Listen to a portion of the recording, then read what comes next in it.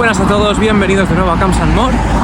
Hoy, madrugando más que nunca, bien temprano, es de noche. Podría pensarse que la fotografía nocturna per se es una contradicción, porque fotografía es justamente capturar luz. Pero quédate, porque te voy a contar cómo puedes capturar luz, incluso cuando hay muy poca. Pues es una lástima porque ha salido un día bastante nublado y no me está permitiendo ver los primeros rayos de sol, aunque por allá al fondo se atisba un poquito de luz. Voy a ver si consigo capturarla. Esa es la luz a la que me refiero. No es mucho, no, pero algo es algo. Algo es algo. Todas las fotos que estás viendo son JPGs directos de cámara. Quizás alguna levísima edición posterior, pero nada reseñable.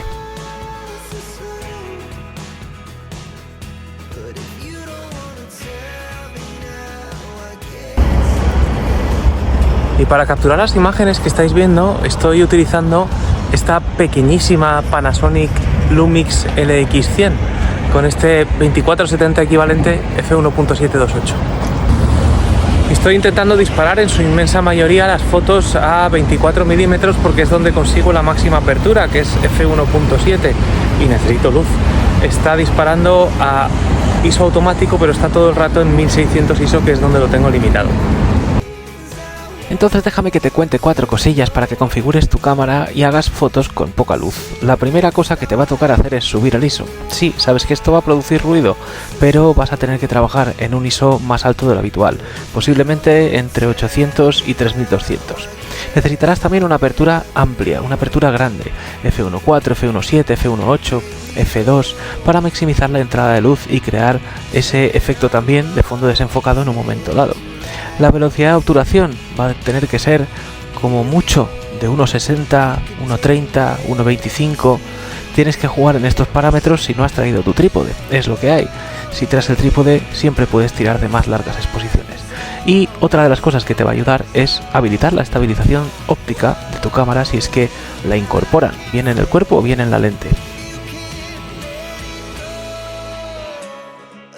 Y a nivel de recursos, ¿qué puedes hacer? Pues básicamente, inicialmente lo que tienes que hacer es buscar iluminación. Aprovecha la iluminación urbana, las farolas, los escaparates, las luces de los coches, anuncios luminosos. Utiliza las sombras y reflejos para añadir dinamismo y profundidad a la composición.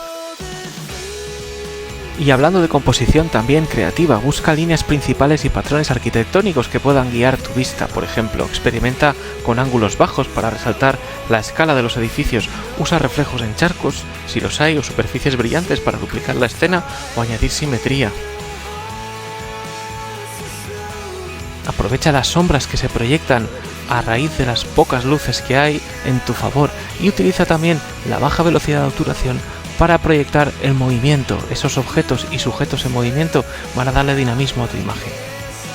Y finalmente un par de técnicas de estabilidad. Sostén la cámara con firmeza usando ambas manos, apóyate en superficies estables, apoya tus codos en tu cuerpo y aprieta la cámara contra tu rostro. Esta manera de disparar te va a hacer ser mucho más estable. Y si tienes la oportunidad, dispara en ráfagas también de 3-4 fotos, porque las de en medio van a ser las que mejor salgan, porque no están supeditadas a que aprietes el botón, a ese movimiento. Y si puedes utilizar el temporizador y apoyar tu cámara y utilizar un disparador remoto, tanto mejor. Sin más, espero que te haya gustado el vídeo. Si fue así, déjale tu like. Un abrazo muy grande, gracias por estar ahí, nos vemos en el próximo vídeo. Adiós, paz.